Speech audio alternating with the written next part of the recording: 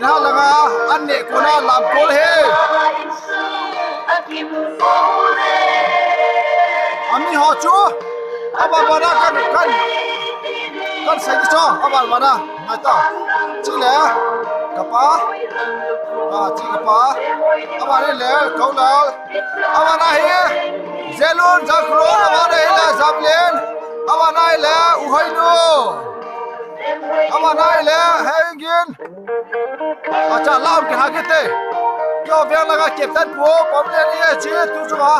salong veng aba na le mong chen wai le kanu hin aban chai le neo pi aban na be marsi hin hanikem thi to anao eka thaulo chila ma da thaulo to anu to eka he hemong boy Una to chila ga hi le Maggie lam khai na Isabella lam khai na lam awe chile momoy amana le Monica amana how do you know chile ga video boy le sister ni to hekim now kya ho he now te ni